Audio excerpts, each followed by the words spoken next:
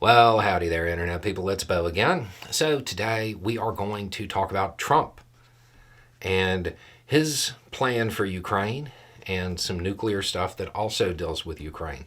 Really, this is kind of two separate topics, but we're going to go through both of them now because tomorrow is the eclipse, and there's already a bunch of people putting out information that is very much designed to, it's designed to scare people.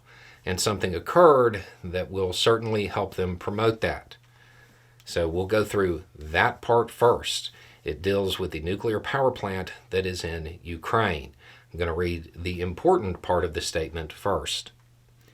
It, whatever it is, has not compromised nuclear safety. That's from the International Atomic Energy Agency. Has not compromised nuclear safety. Okay, so what happened, right? IAEA experts confirmed physical impact of drone attacks at ZNPP, that's the nuclear power plant there, today, including at one of its 6 reactors. One casualty reported. Damage at Unit 6 has not compromised nuclear safety. But this is a serious incident with potential to undermine integrity of reactor's containment system. So what are they saying? Basically, hey, this happened. Maybe don't shoot at, the nuclear stuff. That's not cool. It's basically what the statement is. As far as what occurred, Russia is blaming Ukraine. Ukraine is saying they have nothing to do with it and that it was probably Russia. What actually happened? Don't know yet. Okay, so that's what occurred there. If you see any fear-mongering about it, according to the IAEA, and this is like kind of their gig, it's concerning that it occurred, but it did not compromise nuclear safety. Okay, the other thing that's going on dealing with Ukraine is that for quite some time, Trump has been talking about how he would end the conflict in a day. People familiar with the plan have reportedly spoken to the press. So we're going to go over what has been said.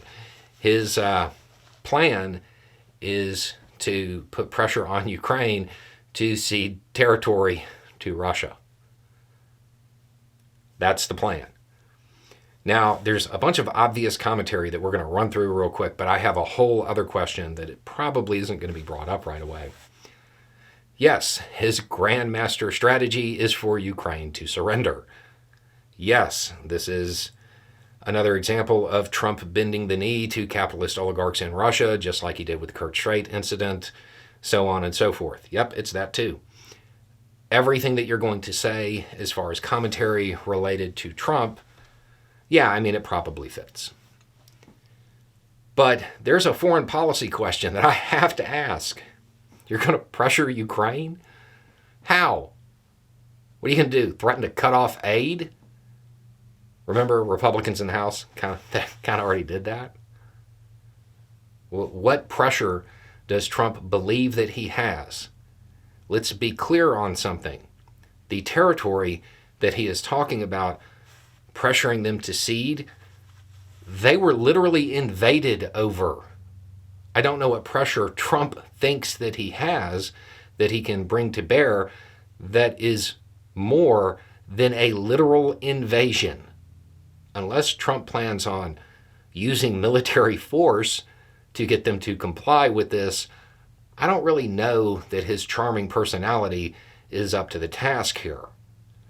It seems as though that maybe this is something that Ukrainians would end up deciding.